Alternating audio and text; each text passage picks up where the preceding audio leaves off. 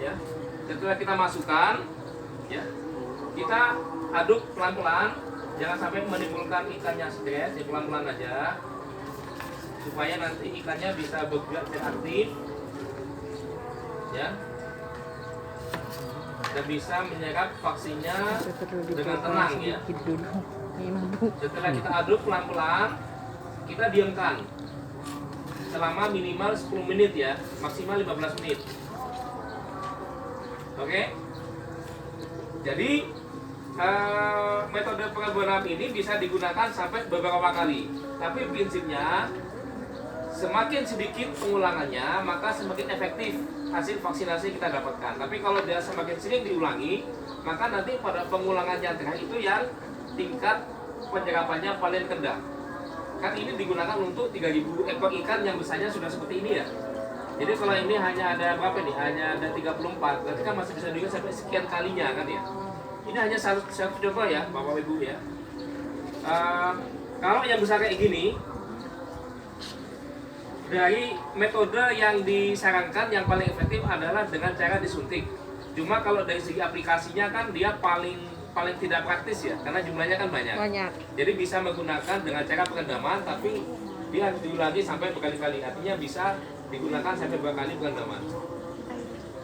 Ya, ini adalah dengan perendaman. Kalau kita mau pakai dengan cara penyuntikan adalah seperti ini ya. Saya ambilkan aja satu yang paling besar ya. Ya.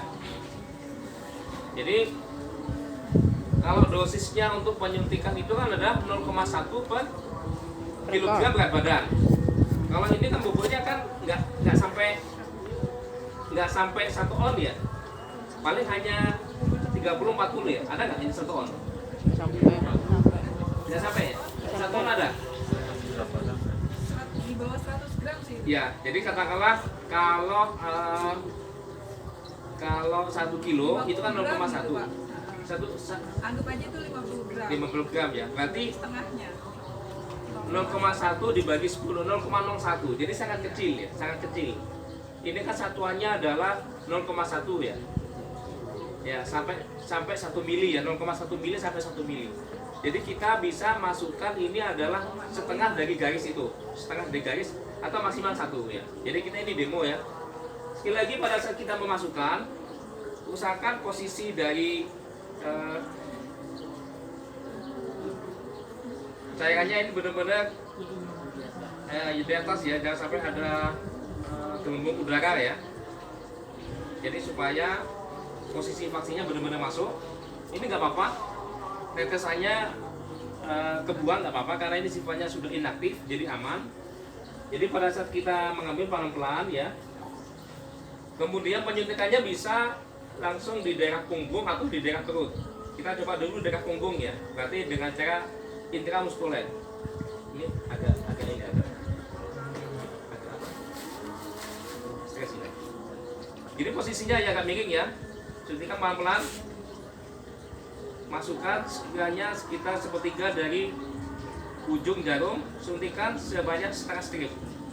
Kalau sudah dilepas pelan-pelan, kemudian bekas dari suntikan ini bisa diolesi betadin, iodin, supaya tidak menjadi tempat masuknya infeksi ya. Setelah selesai, pindah ke tempat yang sudah disediakan untuk pengendaman yang kedua, tempat wadah kedua supaya dia tenang ya. Jadi supaya tidak stres ya. Jadi supaya tidak terulang dia divaksin ya. Bisa dipahami ya? Oke, ya saya kembali ke sini ya.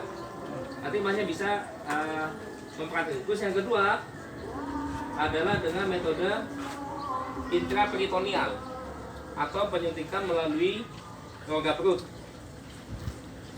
Caranya sama. Posisi ikannya kita pegang pelan-pelan, hati-hati ya. Jangan sampai menimbulkan stres ya. Kemudian punggung di daerah bawah, perut di daerah atas. Kemudian kita pilih rongga perutnya di daerah ini ya. Bisa di belakang sirip atau di depannya, tapi baiknya di belakang sirip aja. Posisinya adalah sama, 30 derajat membentuk sudut. Pelan-pelan disuntikannya.